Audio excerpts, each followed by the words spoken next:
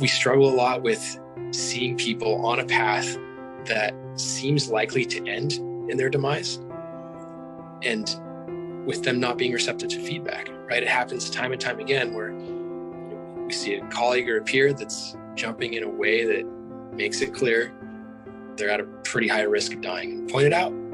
I'm never shy about pointing that out to people, like, hey, like, you're gonna die if you keep doing that, to put it as shortly and simply as possible. Usually I try and pad it a little.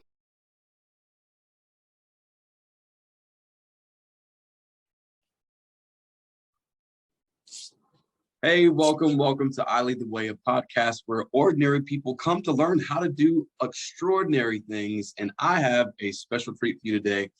Again, I don't typically have to read all people's bios, but this is one of those cases where I do. So give me just a minute and forgive me for looking down. So this man's completed over 1,200, not 120, but 1,200 safe base jumps. So we're starting with the kicker. You already know what that is. Mostly wingsuit flights in the Alps. He's the author of the book Base. He podiumed at the 2015 Red Bull Aces competition, was top 5 in 2017, was a 2016 wide open wingsuit distance champion. He's got 15 years, 15 you all, in the paragliding industry, and whether it goes from flight testing to manufacturing, marketing, distribution, he's a chief test pilot and co-designer of the elite wingsuit company called Squirrel. Please welcome my friend, Mr. Matt Gerdes. Man, welcome to the podcast, man. Thanks, Giddy. Happy to be here. Thank you. For sure, man. So let's just dive right into it. No pun intended. Man, when it comes to what you do, you jump out of airplanes, dude. Like, you jump off of tall buildings, skyscrapers, what have you, anything along those lines. So get a parachute open for those listening. You're a jumper. Just super briefly, because people are going to ask, how'd you kind of get into that? And then I got some really intentional questions for you. Yeah. The first time I saw it was a long time ago. It was before we were using the internet much, late 90s. I saw a picture of somebody doing it. And as soon as I saw that photo, it occurred to me that was something I had to do. It wasn't like, there wasn't any hemming and hawing about it. Just, I was certain that was my sport. I had to get into it. It was just a matter of time. Wow. How old were you then? I think I was 20. Okay. So pretty early on in life for sure.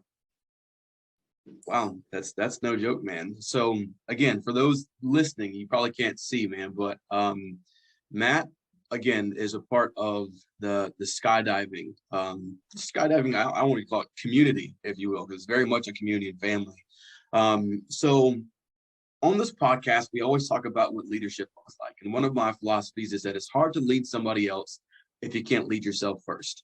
And you have to clearly tackle so many obstacles and hurdles to be able to get and put yourself into a place to do what you do consistently. We'll get to the the technology piece of, how you guys do what you do as far as manufacturing and all. But I think when most people consider skydiving, most people think about, the wingsuits. It's one of those, wow, I could never, I never in a million years, like, you couldn't catch me. Like, there's no way in the world I would ever. But then you have that group of people like myself, who are like, okay, where do I sign up? I think life and leadership go hand in hand when you're talking about pushing your limits and boundaries. Because when I look back at history, anytime that something significant has been done, it's because somebody was willing to go outside of their comfort zone and step past the norm. So what was your journey like when it came to, I know you mentioned earlier that when you saw it, you knew it, but what was your journey like building yourself up into the man that you are, in terms of, I guess, stepping into pushing those boundaries and finding out what that next is for you? Those first few steps might seem sort of intimidating. Like you said, when you look at it, it seems kind of crazy. Like, a lot of people look at it and say, not me, ever, never, won't do it, too crazy. But if you want to do it, if it at the same time seems interesting, I honestly have to say, just like to speak to the big picture about skydiving, is it's easy. It's deceptively easy. The only barrier to entry really is money or time, kind of the same thing. And if you take it step by step, it's actually not that nuts. It's a repeatable, normal sport that anybody can get into. It's just a question of deciding that you're going to take the first little tiny step. And for me, that's kind of how it worked. I was sure I needed to do it. So it was just a question of figuring out what's step one. You know, I didn't go into it thinking that I was going to be flying a wingsuit off of alpine cliffs. Like, that actually wasn't really in my mind, right? Like, in the very beginning, I just knew that I wanted to base jump. I knew I wanted to skydive. And so I didn't set a huge goal for myself.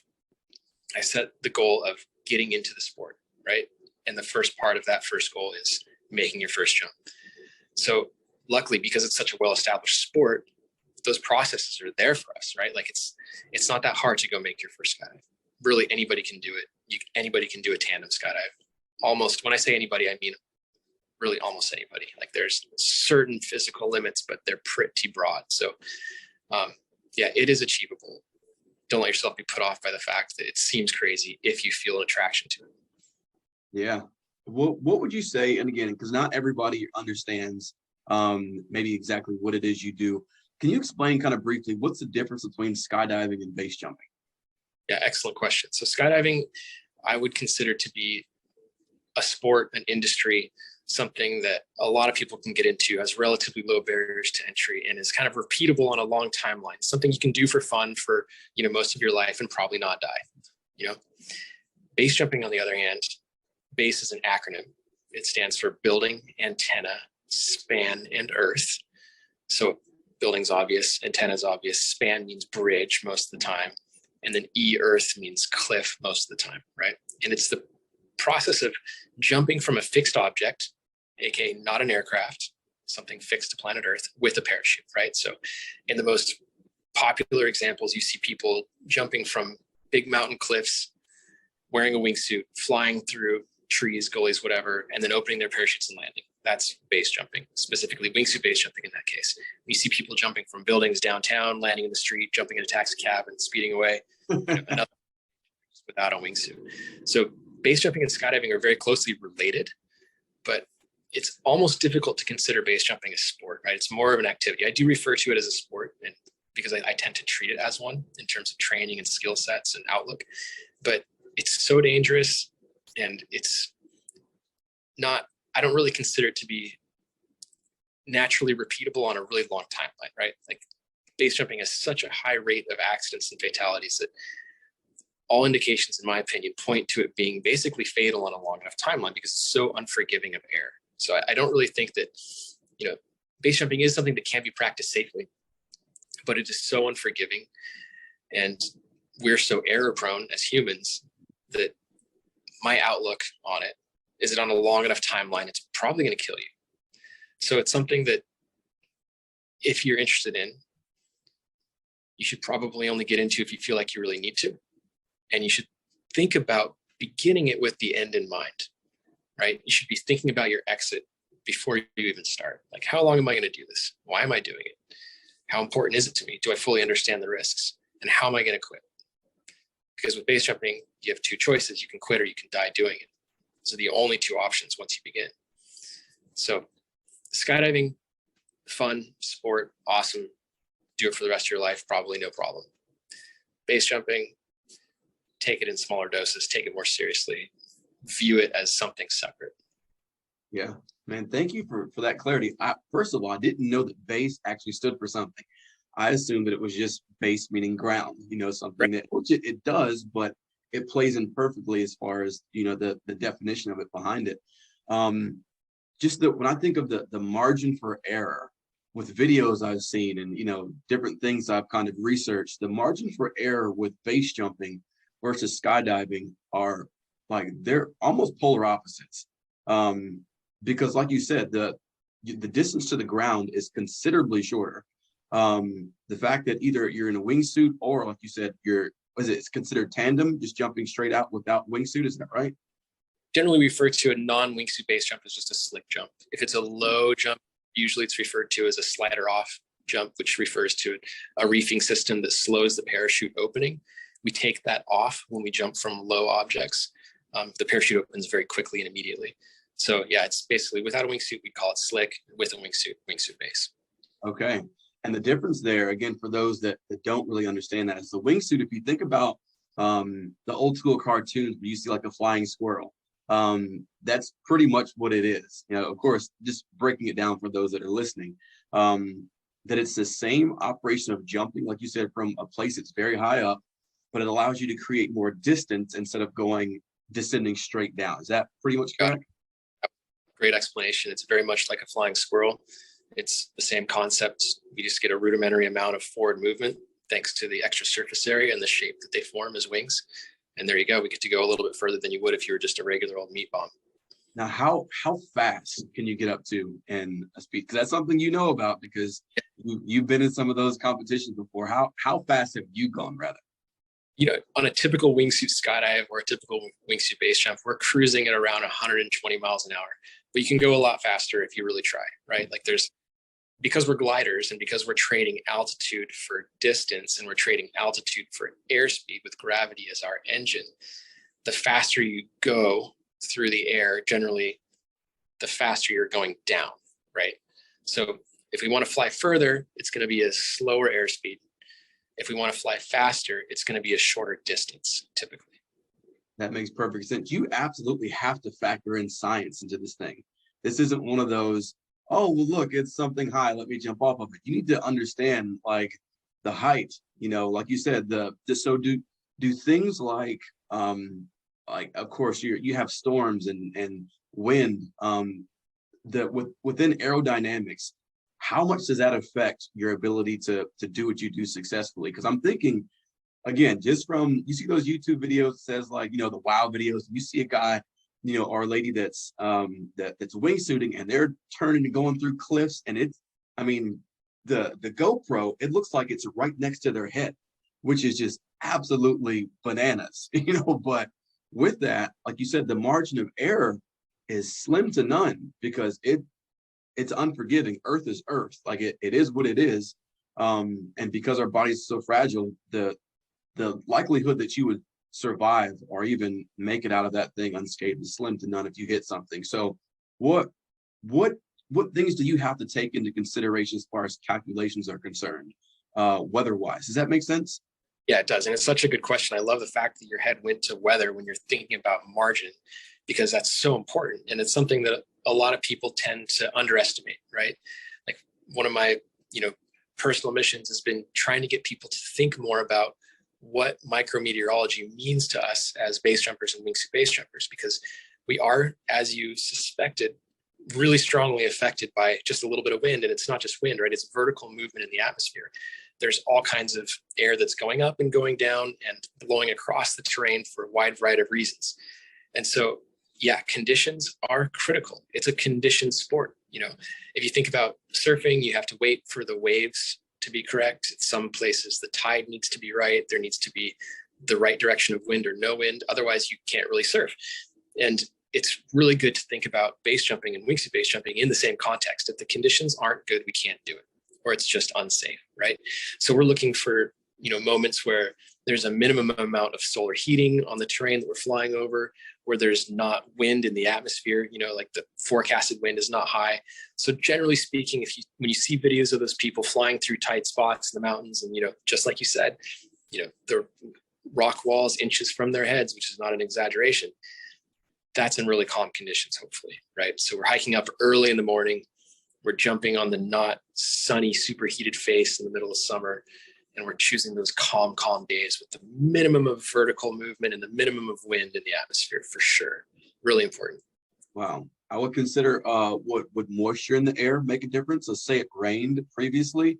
You know, I know for myself, when you wake up in the morning, if it rains, the sun comes out, now the air feels super thick. Now, I don't know, of course, how that calculates with altitude in consideration, but does that make a difference as well?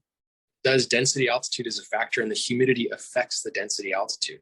For practical purposes for us in wingsuit base jumping, what I'd be looking out for in that situation would be, you know, some visibility changing with the formation of clouds, right? So very often in the Alps in Europe, or, you know, even here in the Western United States and places that we jump, if there is moisture, the sun starts to heat it, there starts to become, you know, a little bit of convective heating, and we get clouds on the face, right? So, you know, we're trying to get up there and get off the mountain before those clouds become an issue. And yeah, visibility is another really important part about conditions. It's a good point.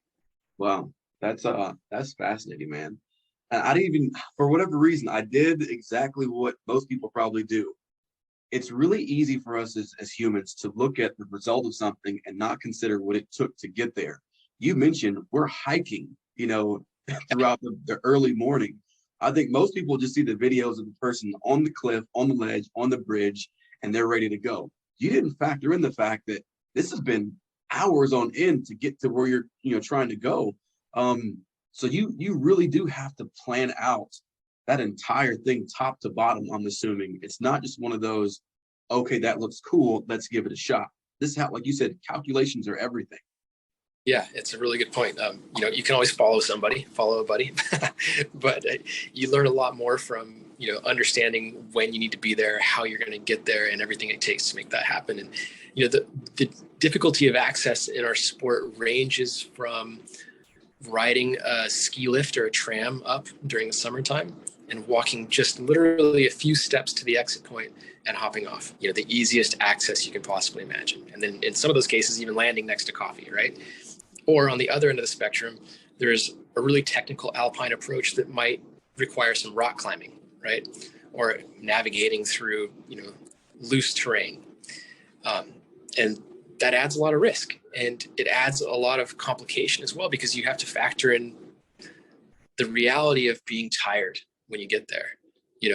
Like, you can't say that if this jump requires a certain percentage of your physical and mental ability, and you drain a significant percentage of that on the approach, you got to be ready for that. So we're always trying to think about the approach. How will I feel when I get there? What's the most likely scenario? And, plan backwards from there. And, having an awareness of what it takes to begin is really important. Yeah, that's leadership 101. That I think anytime we're going to step out into the unknown, I always try to think to myself, not only what's the cost, but what am I willing to pay? And it's like you said earlier, that the difference between skydiving, which is still very technical and it's awesome, but the difference between there and, base jumping is longevity, depending on how long you choose to be, part of the sport. But with it, you said something earlier that I want to catch, and you said, to the effect of, when someone's saying they want to come into this thing, you need to be certain, right? This isn't one of those, like, okay, like I said a minute ago, just kind of pie in the sky type things. Let's really think through this, if you're serious about it. And I would say, get your ground under, get your purpose under. Your purpose is the foundation of everything, right? So why you're doing what you're doing. And I think that whenever we get to a place where somebody can't talk you out, or easily talk you out of what it is that you're pursuing, your base is beginning to come together. Have you had times when you've kind of listened to someone that was wanting to come into the sport, and just from the place of someone that's done it before? Also, again, leadership equals mentorship in many cases. Have you had to have those conversations with people and say, I'm not sure if your headspace is right? Definitely. I mean, why? The why is so important, right? Like, why do you want to do this? What are you here for? Do you know? And is it a good reason? It doesn't have to be a good reason, in my opinion. It has to be a good enough reason for you. And that reason can only be good if you fully understand what, like you said, what's the cost? What am I actually going to put up to make this happen? And, I like to help people understand that this sport, either of them, it doesn't have to be your whole life, for sure. Like, you don't have to get into it and make it the whole rest of your life, but you kind of have to give most of your life to it while you're doing it. It makes a shitty closet sport. It's not something that you want to do here and there a little bit, sometimes just enough to get the Facebook header image. That's not going to have as good of an outcome, most likely. It's something that really deserves your full attention while you're doing it. Yeah. Are you noticing, what are the age ranges? I mean, clearly it's something that can be done, by most. But have you noticed over the years an influx of younger people are wanting to step into it? God, man, that's such a good question. We don't have such good statistics in base jumping, more so in skydiving. And I think it's relatively stable, but it is skewing younger. I would say that, just anecdotally, if somebody's in their early 20s, they're a young jumper, right? Especially for base jumping. So for whatever reason, Teenagers are super rare, right? It's really rare, mostly because you can't skydive legally until you're 18, at least in the US at USPA drop zones. Also because, it's something that takes a little bit of time to figure out. So, and also money, right? You can have some money. The teenagers that we've seen in the sport so far typically have, funding from parents. So, yeah, I would say that, early 20s would be young. And then there's plenty of people in their late 30s and 40s for sure. Wow. Yeah, that's awesome. I'm in my 30s, so I'm still good to go. But and with that, it's a good segue into my next question for you. Kind of answered a little bit earlier, man, but what do you say to the person that sees that thing, they want to pursue it, but they aren't quite sure? Because I think there's a healthy balance of people where some people, like you said, you might not be in the right headspace. What's your why? And then for others, you can see that, man, like you got the potential to do this thing. Like you can do it. You can go. What's that? Or have you come in contact with people that you believe that they had great potential to do really well in it? And what was your advice to them to kind of get them to take that next step? To be sure, there's no hurry, right? Like if you're looking at it, it's interesting, but you're not quite sure, I'd say wait until you're sure. Yeah. There's just no reason. I mean, you can play with skydiving a little bit if you want to. Why not go do a tandem? If that's kind of, if it's piquing your interest and you want to check it out, experience what, terminal free fall is like, jumping out of an airplane, go do a tandem for sure. Check it out. But as far as like throwing yourself into the sport, wait till you're certain. Maybe you will be certain after that first tandem. Maybe you will be certain the moment you arrive at the drop zone and you start smelling the jet fuel and seeing everybody in their cool equipment and start understanding like this is a sport and a community and something really rad, right? But yeah, it's not something to force, right? It's not something to push unless you really are sure. Just in my opinion, right? I feel like the potential cost is too high to get into it unless you're just feeling it for sure. Yeah. Yeah, I love that. Man, I just thought of something that it's absolutely applicable here and definitely a life lesson. I always give the analogy of a quarterback, where the quarterback in the football game throws the ball, it's intercepted, and now he's looking at himself like, I just screwed up, but he has to be able to hit the reset button and start over again. That very next play, he has to be able to gather himself, like let what happened go before and step back into this thing. Granted, it's very, very different, but when in terms of bouncing back, because I'm sure either you or someone probably had some close calls, or when something didn't go as planned, or you had to, as they say, fix the plane while you're flying it. How have you been able to reset in times when things didn't go as planned? And the backside of that is maybe what kind of advice would you give to someone that is feeling like, man, this last thing really shook me up in life. Dude, how do I get back on it? Such a good question. And honestly, I've never been asked that before, but there's two sides to that. First of all, on like the stress / emotional side, you need to have a short memory, right? Because if that near miss or that bad experience or your proximity to a bad experience, right? If you're in the sport of base jumping very long, you're going to lose a friend. You might be there to see it. Those things, you need to have kind of a short memory in order to not psych yourself out and increase your risk on following jumps. But you better not forget the lessons that those taught you, which is kind of the opposite. You need to remember those things. So, that's a part of who tends to excel in the sport and who doesn't. A lot of people frequently get scared out of it. A lot of people psych themselves out of it. That's not a bad thing. It's probably healthy to realize that, it's not for you after what happened or after a certain realization. So part of handling the stress of previous experiences, I think, is in a way having a short memory, just like the quarterback forgetting the bad play and getting his head back in the game immediately. And another part of it is you better not forget what it was that led to that, or you will be repeating it, probably with, consequences that mean not getting away with it. And a really big part of progressing in base jumping is not learning that things can go really badly and you still get away with it, right? Like that's the wrong lesson to learn. The right lesson to learn is that I won't be as lucky next time, probably, right? So if you're lucky enough to learn a lesson without dying, awesome. Be thankful. Remember what that lesson was and be sure you don't repeat it, because you're unlikely to be lucky enough on the second go around.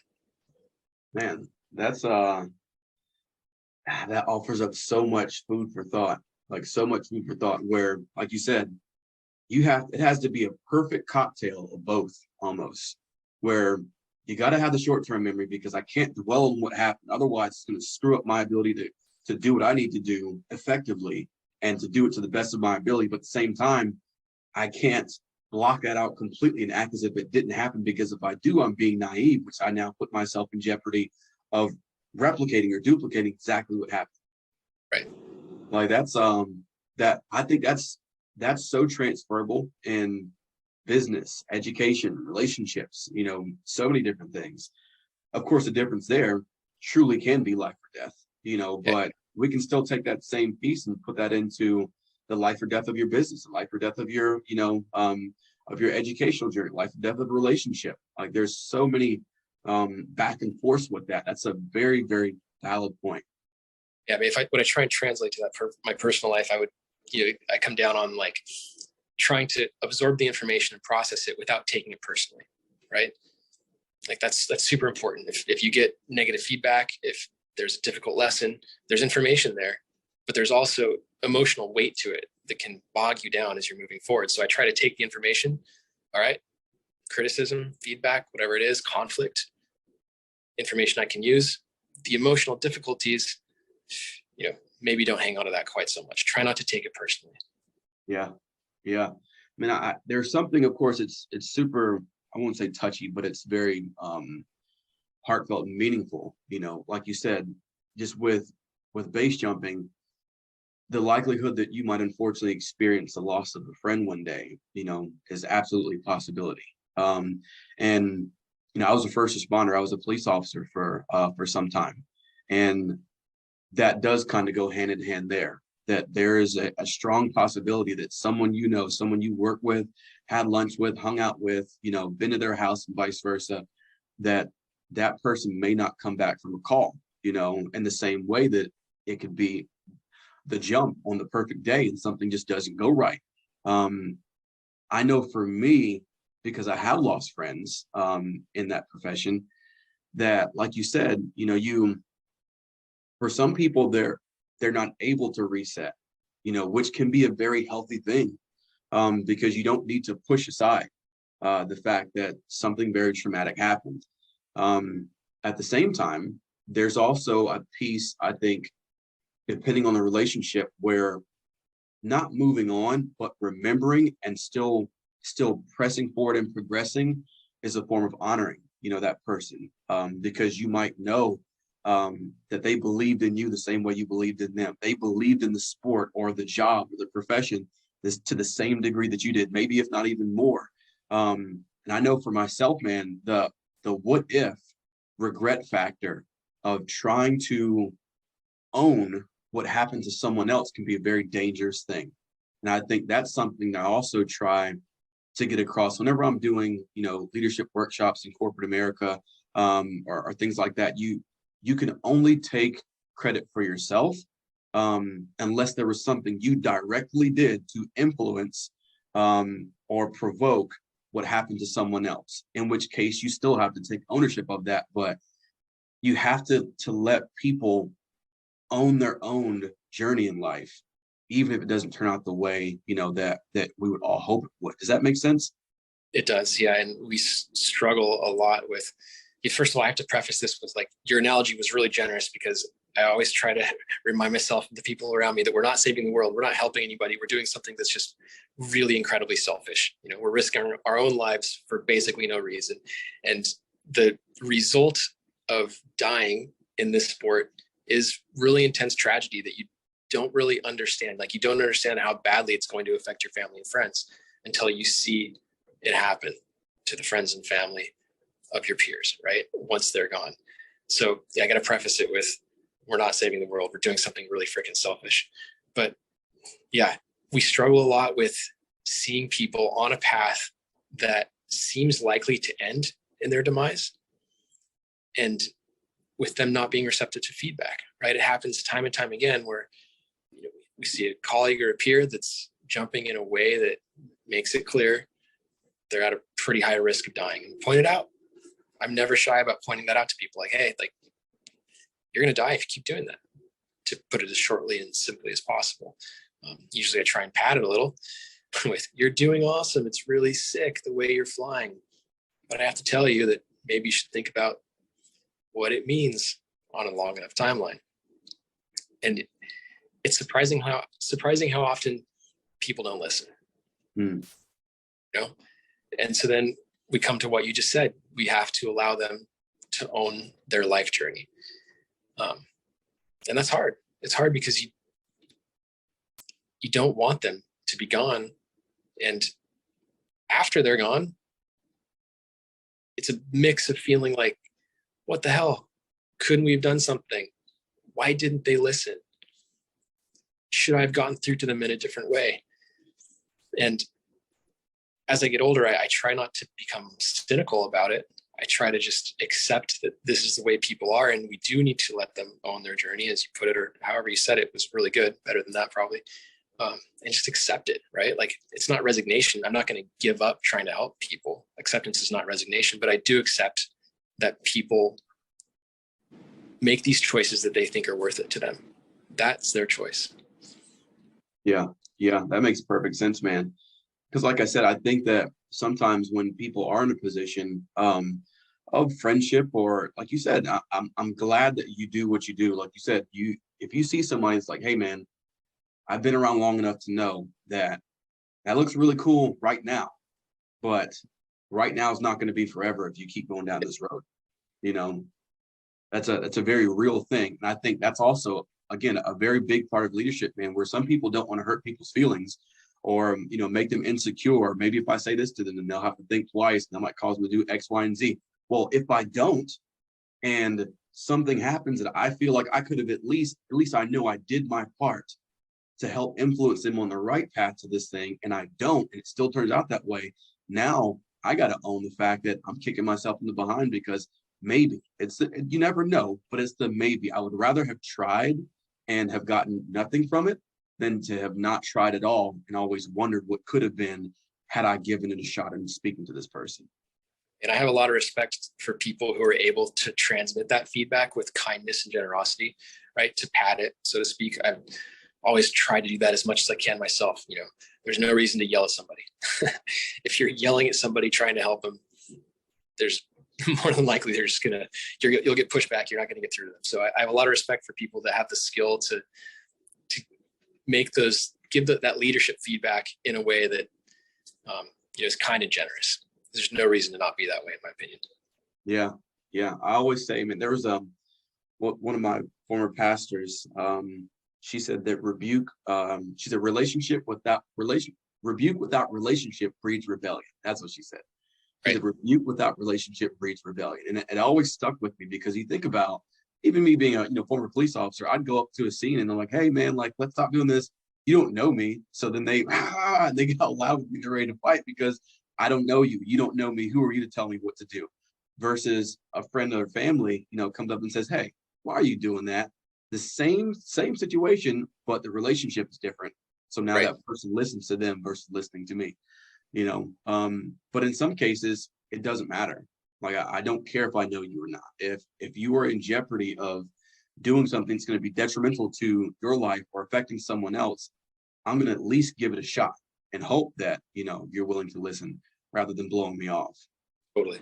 So that makes me think about, just our perspective, which I kind of mentioned to you, before we jumped on, that when you're doing, again, what most people probably in the back of their dreams might have considered, where they feel like they're free falling, you're doing it for fun. They're like, oh, I was in a dream, I was passing out, but that the thought process of flying high, is often kind of meshed into what success sounds or looks like. And, I'd asked you previously, prior to jumping on, what has base jumping and skydiving, because you've done both, done to your perspective of humanity? Has it made you appreciate the fragility, of our life? Has it kind of opened you up to maybe the beauty of the world and what it has to offer? Like, what has your sport kind of done to your mind? And I ask that question because I think a lot of people live in the same little bubble, in the same little town. That's all they know. And when they go somewhere else, they're blown away, but there's so much more to life. So what has that done to how you see life? Dude, another great question. I would say that, first of all, yes, it has definitely made me appreciate the fragility of life more than I think I would have otherwise, right? Like, it's pointed out in really stark terms how easy it is to die, and how short life can be, right? Which, I try to let that give myself an appreciation more than a sense of urgency and desperation. But it's hard because that appreciation means being present and enjoying the present moment as much as possible, which is really difficult if you've ever tried to do it. I think a lot of people have tried it. It's freaking hard. It's really easy to live with anticipation, and our default condition is always worrying about the future and the past. So yeah, I try to let it give me an appreciation for the present. And in another way, another side effect would be, it has helped me with challenges, because I have thought to myself at times, because I've done that, I can do this. And that helps. It might sound cheesy, but there are moments where you can lean on something like that and say, hey, I've done this. I've been to that place and jumped off that object, and it was not easy. I can do this. That helps. Yeah, man, that's a great, just a great statement altogether. I know I'm going to forget, so I'm going to kind of break the momentum for a second, because I wanted to ask you before, what's the highest that you jumped from as far as base is concerned? I know jumping from a plane to plane, there's a difference there, but man, you got to either be able to hike up, like you said, catch something up to the top. What's the highest place you jumped from? Okay, so the highest object in terms of, there's altitude above sea level, and then there's the difference between the place where you jump off of and the place where you land. And I think that in my case, and I haven't jumped from the highest spot or jumped the furthest distance or anything, but just me personally, it would be an exit point on the north face of the Eiger in Switzerland, which somewhere around 10 or 11,000 feet above sea level, with a landing, I can't remember offhand, and I'm going to mess it up, but around 7,000 feet lower than that. So 2+ minutes of flying time from the exit point to opening the parachute over the course of a couple miles. And there's so much beauty in that, because oftentimes people, we dread the process because we only want the result so fast. But you just said you got 2 minutes of flight, right? 2 minutes, but you're preparing for this thing way longer than that. Like, you're having to check your gear, you're having to, of course, train your muscles, probably your breathing, all these different things you're having to do, which leads you up to a 2-minute experience. And for some people, they might think, well, that's not worth it. I think you're missing the big picture. That's your thought process, because if anything, it's the flip. You do something. I think it was Bruce Lee that said it. He's like, I'm not afraid of the man that's practiced, 1,000 kicks one time. He said, I'm afraid of the man that's practiced one kick 1,000 times. Because that dude, when he kicks you, something's going to break, but nobody wants to go through that process to get those 2 minutes, to get that perfect kick. What has that been like for you, the process of staying in it? I know you're a part of the manufacturing piece, you're the main, test pilot for your wingsuits, kind of jumping into, what it is you do professionally. What's been the driving force for you to be able to maintain and sustain what it is that you do, or staying in the sport? I think keeping an eye on why we do it, why I like to do it. The why is really important. It's really fun. It is honestly a super, super fun thing. I've moved away from base jumping as I've gotten older and had kids and stuff like that. But skydiving is still amazing and just a really wonderful experience to share with your friends. And I spent a lot of time in the office, but fortunately through being a test pilot and being able to do that with my colleagues, I'm frequently reminded of how rad it is. And that kind of keeps me going. There are really good moments to my job. There's a lot of really boring stuff and some difficult challenges and stuff like that. But, essentially the why is what keeps us in it, which is a really amazing experience that we're so lucky to have, right? We're so fortunate. We're so grateful. And yeah, it's hard to lose sight of it. Honestly, you get reminded of it every time you jump. I bet, man. I'll experience it. My wife is listening to this podcast. She's like, no, you won't. I'm going to do it one time. I'm telling you now. It's Matt's fault. But like you said, the beauty in seeing something that you've experienced before and knowing what it does. Life is really about experiences, man. It's not just the grim side of things. It's the beautiful side of things, where when I look at people that do, like deep sea diving, they're exploring a space that most people in the world only know on the surface level. Fishing in the lake near a pond near your house, they don't know what it is to be in the depths, and see like an abyss and what that's like. Flip side of that is the air. Most people won't know what it is, man, to feel weightless. Then also to have a wingsuit, which I'm assuming now gives you that same feeling and true flight. And so, like you said, man, that it's almost like, Martin Luther King Jr. once said that, until a person has found something worth dying for, they're not fit to live. And of course, he was looking at it from more, the civil rights and life value perspective. But nonetheless, I think there's still so much validity in that statement that transfers into life in general. That what are you doing, man, that brings you life every day? When you wake up in the morning, what is it that you're pursuing? What do you see? And not only what do you see, man, but what do you feel, so much so that you want to express that thing and draw someone else into it? Look what I've seen.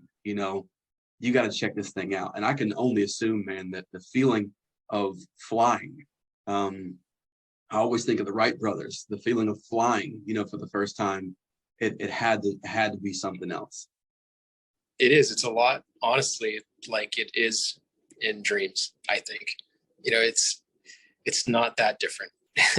We're blasting through the atmosphere head first at 100 miles an hour. It's a lot. At the risk of that being a boring answer, right? Yeah, well, man, one of my favorite movies is Point Break. Of course, old school Patrick Swayze, man, and Keanu Reeves. I used to watch the movies as a kid, and I was just fascinated, man, just by the different things, both the old one and the new one, if you've seen them both, because there's some base jumping and some things they do in there as well. But like you said, man, just the scenery, being in a place, being in the mountains, looking at a cliff, and knowing that I know what's coming next. I know what I'm prepared to do, and it's a life experience, man. Probably like none other. It really is, man. That feeling of standing on the exit point after having walked through the mountains to get there and looking at the valley you're about to fly into is really special. I will never forget those moments. Wow. Well, man, my last question for you, my friend. And by the way, for those of you listening, if you are, I won't say interested, but if it piques that adrenaline rush side of you, and if you're wondering, how do I get into this thing? Man, one of the easiest places, of course, probably to look as far as wingsuits are concerned is squirrel.ws. Is that correct, Matt? Yeah, head there. And that's SQRL, right? It's if you just search Squirrel Wingsuits, you'll arrive at our website pretty much immediately. It's the URL spelled SQUIRREL.ws, but okay. Squirrel Wing bring you right there. Right, man. My last question for you, my friend. I ask everybody this question, and it's not something that you got to have some super thought up thing, but I think that leadership, I think everyone has the potential to influence somebody else. If you're a human being and you're breathing, you are influencing someone in some way, shape, form, or fashion. So with that influence also comes a form of leadership. So how do you lead the way in your life? If someone were to look at you and say, you know what, man, we're all flawed. We all make mistakes. Nobody's perfect. We're all trying to figure out our own junk. But man, one area of Matt's life that he is consistent in that I think is worth following after would be what? I would say take what you do seriously, but don't take yourself too seriously, right? Like your mission, your purpose as seriously as you possibly can, but don't let it get to your head. Don't take yourself too seriously, and don't let criticism get you down. Use it. Let it be fuel. I love it. I love it, man. People can find your book, Base. Can they find it on Amazon? Where can that be found at? Great Book of Base is on, I don't do Amazon just because, kind of don't need to. It's niche and small. They tend to take a hefty chunk, but basebook.com. If you Google base jump book or basebook.com, you'll find it. All right. Well, there you have it, folks. If you're interested, if you want to know the ins and outs, grab a book and then go show up where Matt is. Don't just go show up first. Read the book first. But, man, thank you so much for your time, dude. You're absolutely awesome. Be safe in all that you do, man, but continue to lead the way, my man. Thank you, Katie. All right, man. Thanks a lot.